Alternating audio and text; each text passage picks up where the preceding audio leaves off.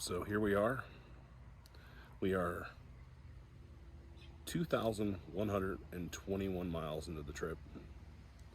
Started day 5.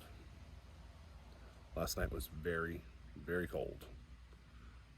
The heat inefficiency in a 6-person tent as one person is a lot. It does not get warm. Sleeping bag does not help as much as I would like it to. It was a rough night.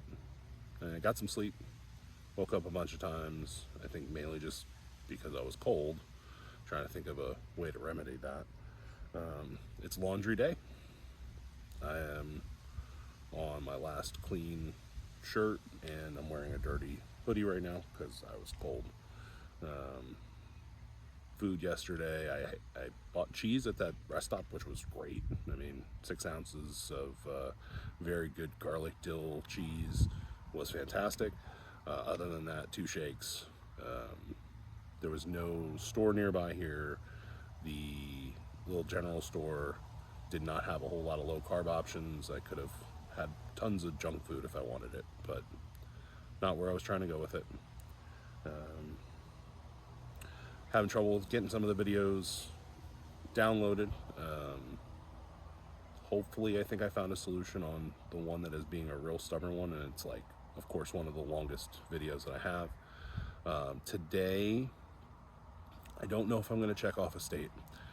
We have about 8 hours to the other side of Wyoming, and then it'll put us in a position to see something really cool tomorrow, and probably check off 2 states tomorrow, which will still put me at just over 1 a day of the trip. So I'm okay with that. I don't know how well this video will shape up. It all depends on, of course, 8 hours worth of driving and if there's anything eventful along the way there. Today's goal was to see Devil's Tower. Well, guess what? It's right there. It's gorgeous. Like, I've been staring at it for the last half an hour as I'm sitting here prepping out on the day. I started this trip actually sick, and it got better almost immediately. A little bit of a chest cold kind of creeping back in right now. I have Sudafed with me, took one of those, so hopefully that helps ease things a little bit here. Crinked my neck a little bit last night. I think I was just trying to bunch up the pillow. So again, not a great night's sleep. I'm tired. I think after we check off those next 2 states, I do have a journey south, so I can start checking off states again. I'll probably have to stop in between on what it's looking like is Utah right now, and yeah, I've been to Utah. It's beautiful. Salt Lakes are awesome. Some great views for sure. Just won't be actually checking off anything on the list, but that's okay. I kind of figured that was going to be in there, and that kind of helps with been averaging more than 1 state a day. But I also might take a day off. I think I might do 2 nights in one spot, kind of just regroup, get myself stable, and not take down that everyday in and out has made things like getting food and stuff like that a little more difficult than I would have liked, for sure. But I think it's going to become necessary at some point here. I almost did it actually today, but we're going to keep moving on. I think it's the right thing to do. If I can clip off this first half, all these upper northern states, that'll put us in a really good position to finish out and finish strong. If I had to guesstimate, I think we're probably going to end somewhere right around 4,500 to 5,000 miles on this trip. I might be wrong, but that's what it's feeling like right now. It's a lot of miles. It's a large percentage of the total miles on that vehicle by the time we're done with it. Luckily, I started with synthetic and a really good filter, so 5,000 miles shouldn't be much of an issue, especially considering most of it's highway. I don't love the fact that these 80-mile-an-hour roads, which are phenomenal to get from place to place, but is a lot of RPMs for that Volkswagen. It's to go 80 miles an hour, it is 4,000 RPMs, and it'll do it, and it's taking it like a champ, and it still runs like a top. The fuel efficiency is not there though. If I was running closer to 3,000, I would be getting closer to 30, not really quite getting what I want right now, but we'll take what we can get. The speed, you're paying for the speed. Losing a couple of miles per gallon to get where you're going and have daylight to set up is one of those things where I guess that's what we got to do. So I'm plotting the rest of this out. Well, not the rest. We're plotting the next couple of stops out, and then we'll be hitting the road shortly. Again, Devil's Tower was the place. I don't even feel a need to go into the park because it is just right there. Let me bring you in there real quick. Yeah, that's the tent. Let's see.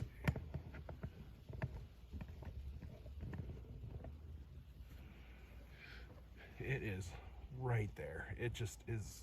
It's so close. It's beautiful. You can see a lot of the detail. Absolutely tremendous. Super cool sight. From seeing Mount Rushmore to seeing Devil's Tower within a 24-hour period. I mean, I know they're not that far apart, but highly recommended. Really, really cool. Black Hills are beautiful as well too. Badlands was awesome. There was definitely a ton to see over between yesterday's travels and into today. Super lucky, super excited to keep going. Like I said, just tired. A little bit more run down than I want to be. Cold night will do that to you, I think. And we'll see as the day warms up as far as where my head's at and all of that. But happy to bring you guys along with me. And the struggle of the takedown. I think I'm going to spare you guys until I hit to the packing part, and we'll see if I can pack it any better today. All right, see you guys in a bit.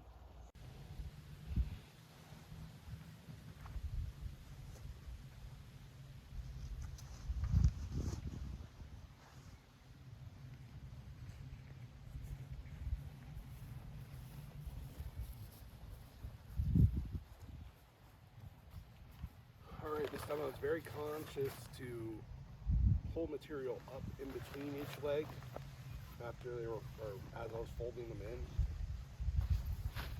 Maybe that will help.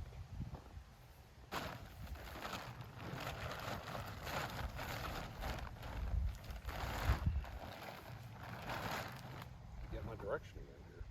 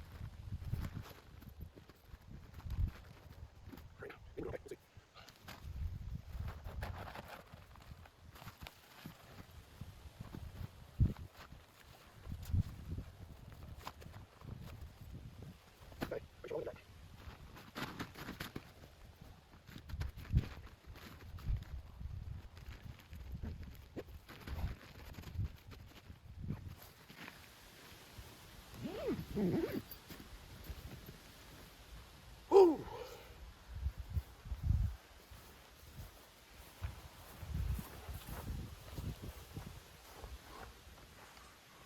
All right, well, fear not, Beetle Trek fans. We are about to leave the campgrounds, and good news, our next camping spot, the fastest route there, takes us through Montana. We're going to check off another one today. Looking forward to it. And it's going to be still a long ride, about 7.5 to 8 hours.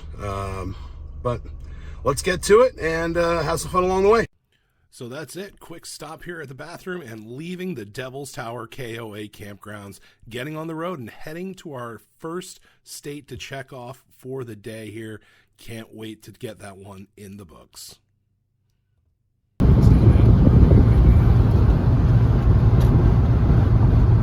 here we are. Welcome to Montana. That's right, we still got one checked off for the day.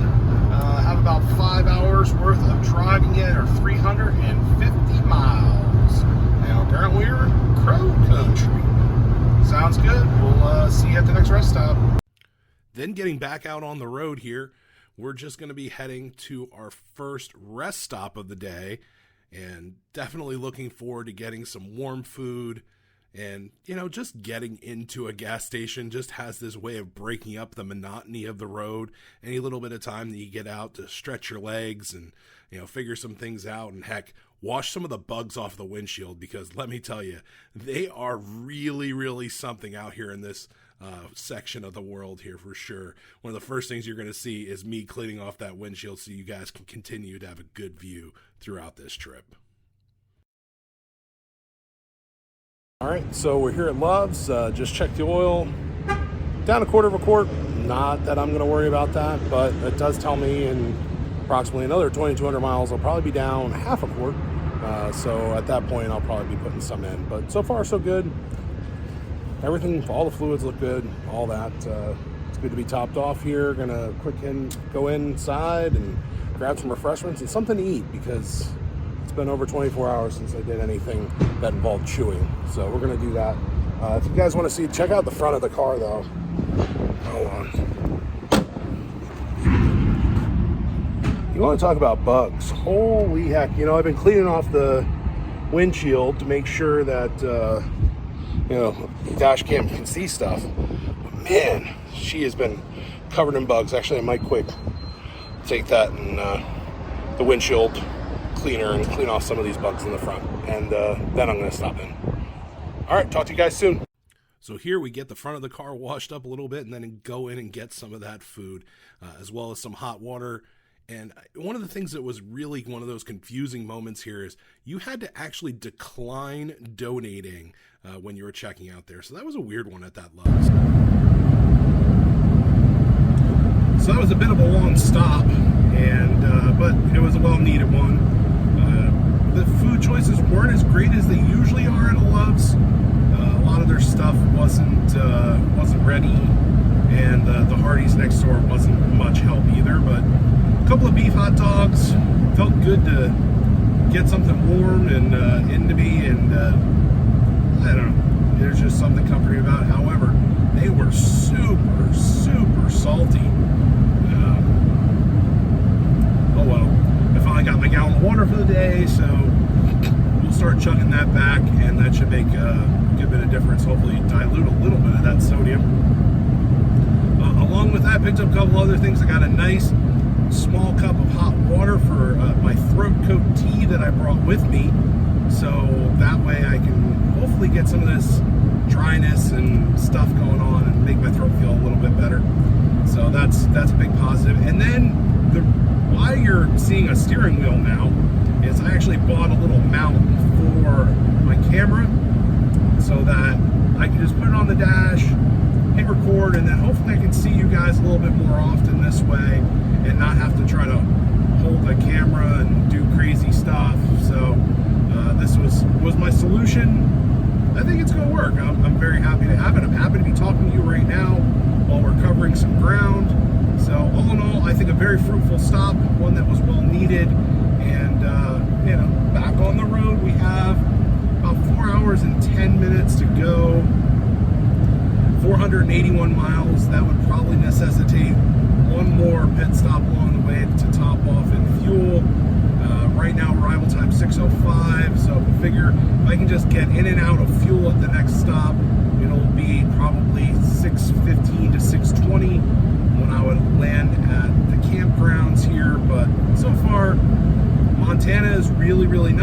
It's super flat. There's a varying degree of vegetations and states that you're going to kind of see.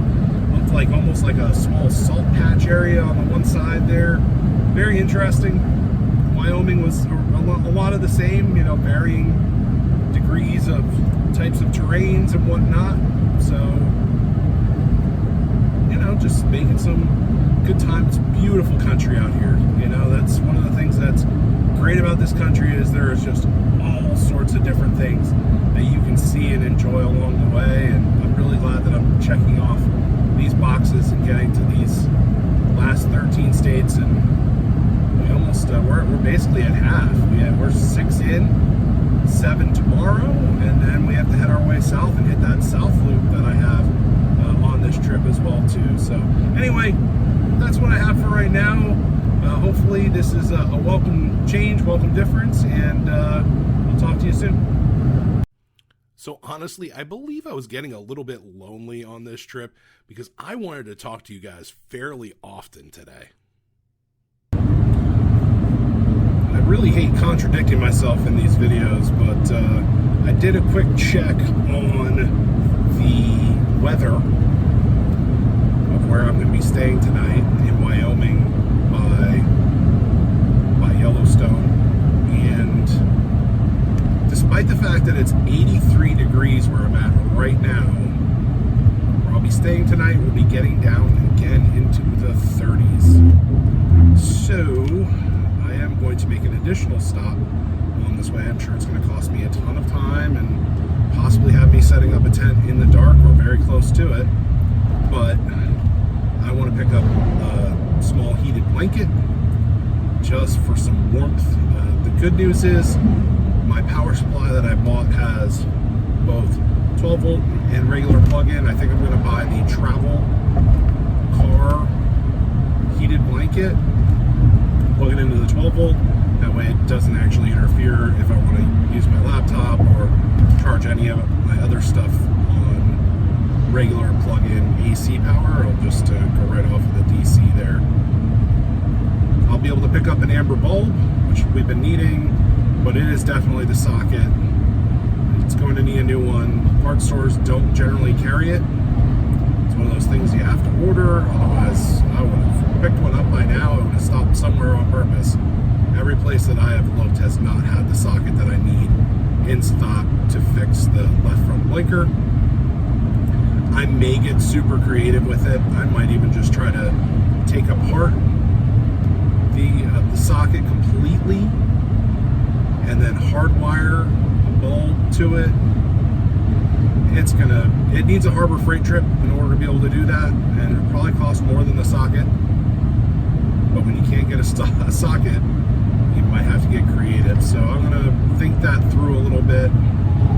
It also could just be something where if I get my hand on some sandpaper, I might be able to sand a couple of the contacts, and that might solve it, but I'm doubting it at this point because I've scratched it with a knife and anything else that I could get down into that socket. I believe it's just dead. But so that's where we're going to be stopping next, is going to be Walmart. Going to get a heated blanket at the very least, possibly a couple other things just to, well, the mount failed. I don't know if you've ever experienced this, but this upcoming stop here is what I would call a good Walmart. You know, the one where they have all the stuff in stock, not everything's locked up. You can get pretty much anything that you're after, if not more. Definitely a big shout out to this Walmart up here in Montana, because it was stocked with gosh darn near everything, which was really a big respite on this trip. And then heading on over to the O'Reilly's, almost stocked with everything, but I'm going to tell you about that in just a second. All right, Walmart trip, check. Got a heated blanket, another pair of long pants, a clearance $3 blanket with palms, because it was $3, so no harm, no foul there. And this Walmart was actually the first Walmart that I've come across that actually had butane for the stove in stock. So I finally got butane for $3 as opposed to like $5, $6, $7. Even though I haven't used a full can yet, I just figured it's good to have just in case. And I've certainly enjoyed cooking and eating warm food. So there's that. Anyway, I almost pulled it off. So the left front turn signal socket, which is seemingly unobtainium. Oh man, I have this mounted on the windshield now. It's extra bouncy. O'Reilly's apparently had it in stock that they could get to me by the store that we passed into the Walmart by tomorrow. So I just figured, well, maybe it's there and they just have to go and make it ready for pickup. Turns out Billings, the opposite direction, has 2 in stock. So we passed an O'Reilly's that actually had the switch that we need, or the socket that we need, in stock. It's too late to turn back, unfortunately. And he said, yeah, if you were here an hour ago, I could have had it for you in 10 minutes. Like, come on. Like, yeah, we had an order that was coming over anyway. Like, oh well. Not loving this mount on the windshield. It's extra bouncy. Anyway, just wanted to give you that update.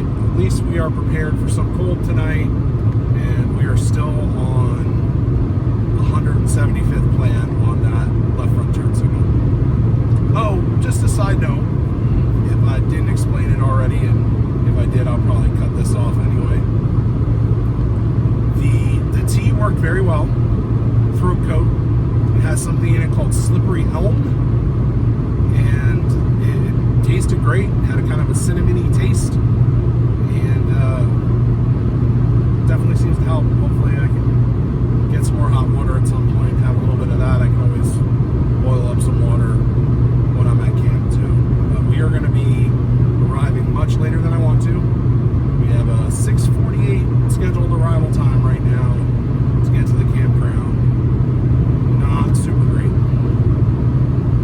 We're going to do what we can. I'm not going to be able to make up any time because it's 80 miles an hour speed limits. So it's going to be what it's going to be. Hopefully, we don't have to talk again until I'm at camp. So we are back out on the road, heading to the other end of the state, where we are going to end up into the Yellowstone area itself. Not necessarily the camp or the place where you're going to just see Old Faithful, but that area in and around it is actually called Yellowstone as well. It was a pretty nice trip, some windy roads, some back areas. It definitely feels like it's a little bit more off the grid, which you're going to be seeing in just a little bit here after we pass through some of these towns. One of the interesting things, though, and maybe you can see it, maybe you can, I tried to slow down the video to capture it, but one of the most interesting parts about this leg of the trip was the fact that there was an exotic car rally going on during this time. And here's the part where it's kind of slowed down. You might be able to see, but it was all supercars. There were Lambos and Ferraris and even just really nice Porsches and Audis. I mean, some really neat stuff. It was definitely something I wasn't expecting, and I've never been able to find out exactly what rally it was. So if you have some information as far as, what rally was happening during late September of 2022 that was passing through the Yellowstone area, I'd love to hear a comment. Maybe you're just a better internet sleuth than I am. I don't know, but if you have any information, I, again, would really love to find it out. But there was some really neat stuff. A lot of the cars stickered up, with messaging on it, but I just couldn't slow down enough to get a good enough view of exactly what the name of the rally was. But really added a little extra dimension, not only the beautiful rolling hills here, but some beautiful machinery and cars going by as well. So that was a really cool little extra touch. Definitely something that stuck out on this trip overall. I've never seen a rally in progress, so that was neat, especially if you watch any of the YouTube videos of some of the people that kind of do that, like Ed Bullion. He has VinWiki, if you haven't ever checked out some of his content, but he was one of the guys that went kind of incognito using a retired police car to get across country for the Gumball Rally in record time. So it's a pretty neat story. If you ever want to check it out, I largely suggest VinWiki. But here we are now in the Yellowstone area at our campgrounds.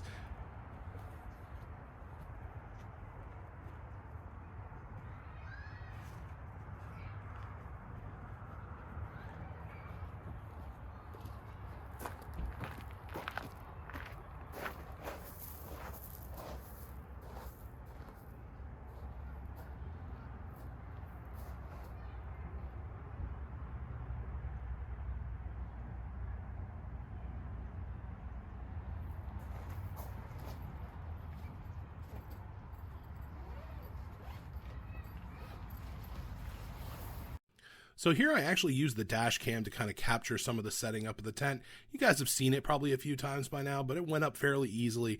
No major issues to report there. It was definitely different though, securing it and having it being on top of gravel. It acts a lot different than just your standard grass and dirt fare, but it worked out pretty well. I was able to run around some wash and things like that, get that done. They had a little general store down there in the KOA office where I was able to get some fresh eggs and was able to make some food with it, and I was pretty happy to do that and have a dinner that night.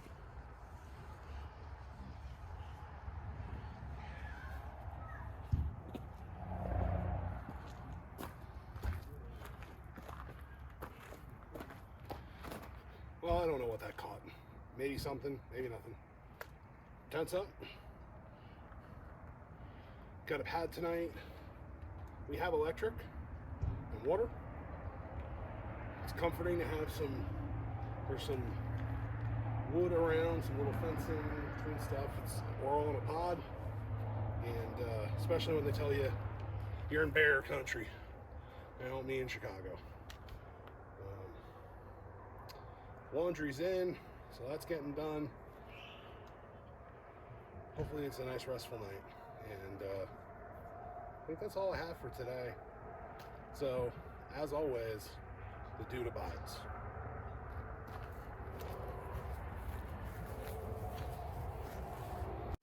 This little time lapse of it getting dark here was just too good not to include. I hope you enjoyed it. We'll see you on the next one.